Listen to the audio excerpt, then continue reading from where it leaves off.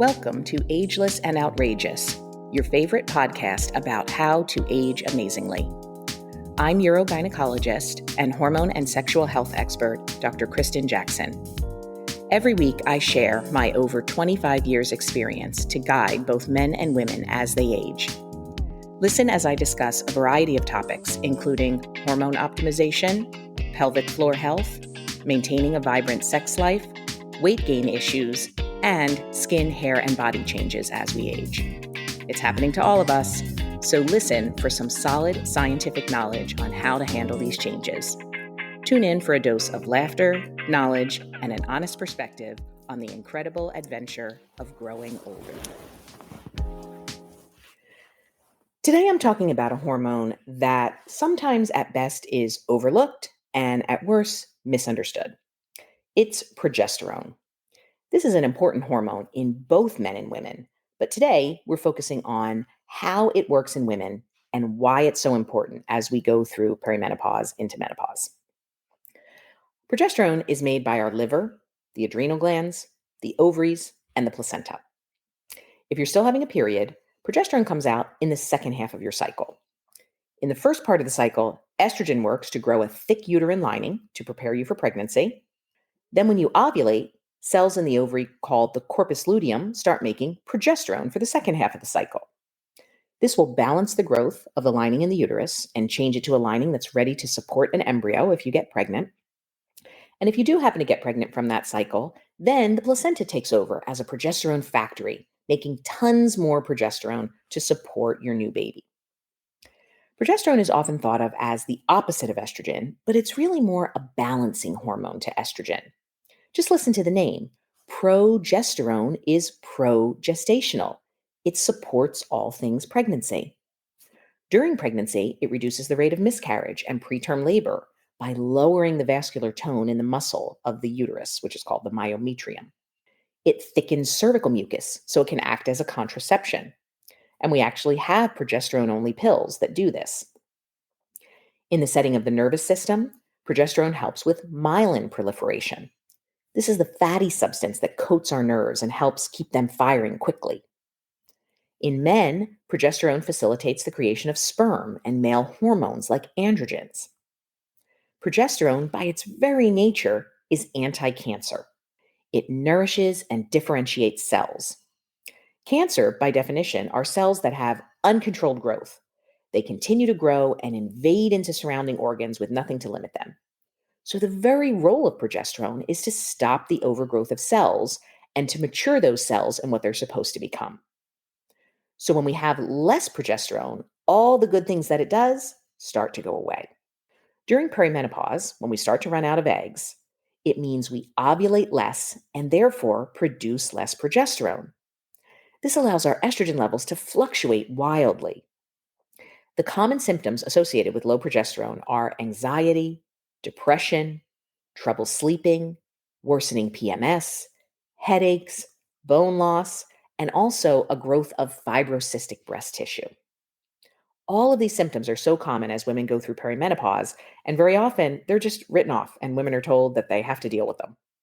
But it's more than just the symptoms that you feel. Progesterone is needed to increase the sensitivity of GABA transmitters in our brain. These are the neurotransmitters associated with calming effects in our brain.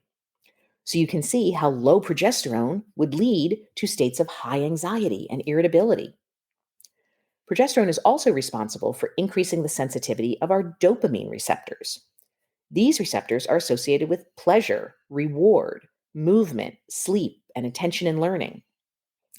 So this is the mechanism by which having proper progesterone levels leads to a calming effect, sharper attention, less brain fog, and improved sleep.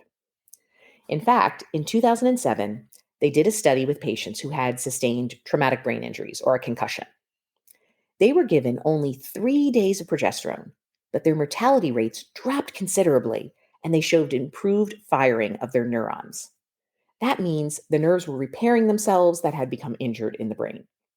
Now, that's only a very small study, but I do think it shows that we haven't fully tapped all the potential of what progesterone can do for us. And I always talk about a whole laundry list of symptoms that so many physicians just write off as natural aging.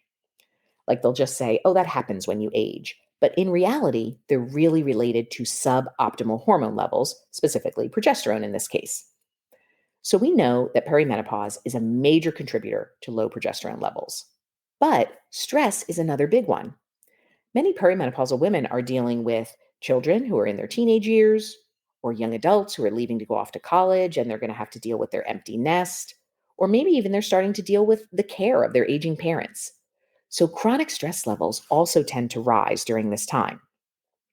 Many people are not aware of the stress and progesterone connection, but we have to go back to how these hormones are made.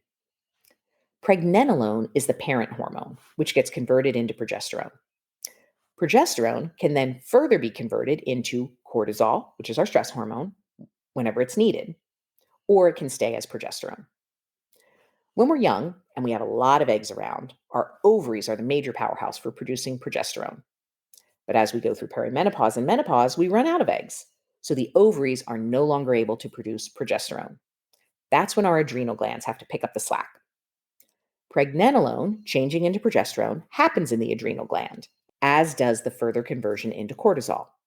How the adrenal gland decides how much progesterone to make versus how much cortisol to make from that parent hormone really depends on how stressed out we are. So if our stress levels are higher, the adrenal gland is going to convert more of the parent hormone all the way down into cortisol. But if our stress levels are lower, the adrenal can focus on converting that parent hormone into progesterone. This is also why pregnenolone supplementation doesn't always help with progesterone levels. If we're too stressed, you just keep supplementing more of the parent hormone, pregnenolone, but your adrenal gland keeps changing that into cortisol rather than stopping at the progesterone pathway. Now, there are a handful of other reasons that can cause low progesterone as well. I've talked about age and the loss of eggs as women go through menopause. That's certainly a big one. But insulin resistance, or PCOS, has also been associated with low progesterone, as can inflammation from any source, like a gut infection or a food allergy or any unhealthy gut condition.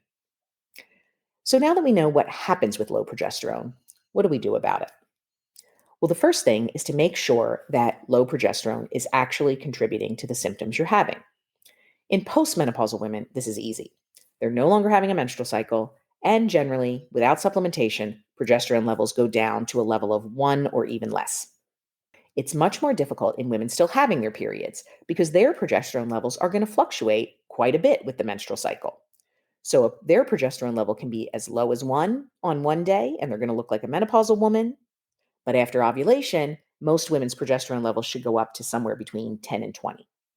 And this is the level where most women feel really good, at a level between 10 and 20. And this is also where you get all of the good benefits of protecting your neurons and stimulating your GABA and dopamine receptors. Be aware that during pregnancy, progesterone levels can start off between 10 and 20, but they can go as high as 300. So there don't seem to be any negative effects of having really high progesterone levels, but it might lead to some annoying side effects. So we certainly don't need to supplement you up to the level of 300 for very long term, but at least we know that it's safe.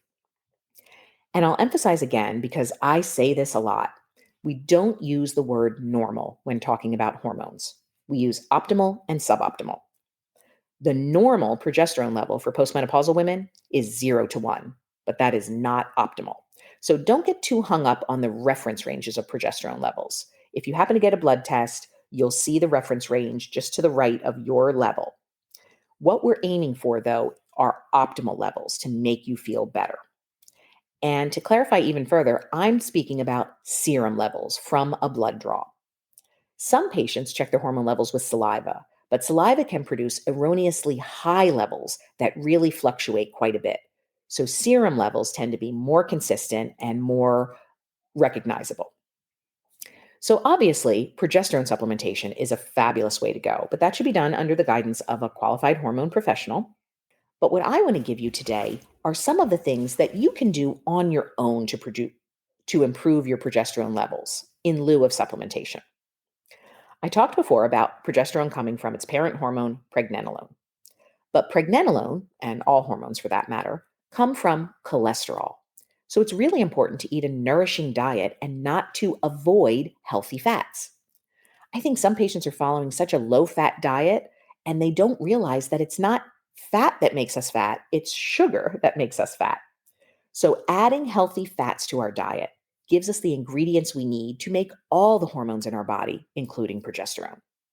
Those healthy fats include monounsaturated and polyunsaturated fats. These are vegetable oils like olive, canola, sunflower, but they also come in nuts, seeds, avocados, tofu, and fish. These are the fats that lower our risk for heart disease and stroke, lower our bad cholesterol, lower our blood pressure, and prevent atherosclerosis or hardening of the arteries.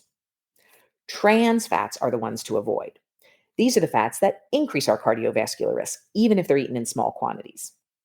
Trans fats are in processed foods made with partially hydrogenated oil. The third kind of fat out there are saturated fats.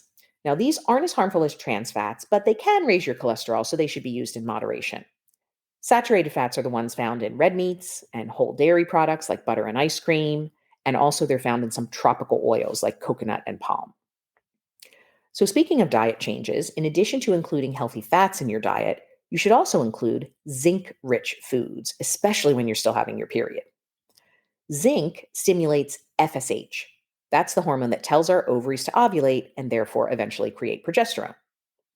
Magnesium is another supplement that supports progesterone production from your adrenal glands, so that's important for both premenopausal and postmenopausal women. And finally, vitamin B6 helps to balance both estrogen and progesterone levels. I usually recommend that patients take a methylated B complex vitamin, which contains several different B vitamins for the best results. And certainly, we need to learn how to manage our stress. It's impossible to live a stress-free life, and we wouldn't want to. There are good stresses just like there are bad stresses. But excess stress or chronic stress is what leads to disease. And in this case, we're talking about the disease of poor progesterone production. Exercise reduces our cortisol levels. Walking outside in nature, listening to music, meditating, practicing yoga, all of these things have been shown to reduce our cortisol level. And if we don't need to make as much cortisol, that means our adrenal gland can produce more of the calming hormone progesterone. And I know it can feel overwhelming sometimes because it may actually cause you more stress to know that there are so many things we're supposed to be doing to reduce our stress. I myself am guilty of that. I'm worrying that I don't meditate enough. I don't take enough time to focus on myself. And then I get stressed out that I'm not doing the best job with myself. But I think most important is to try to pick one thing and focus on it.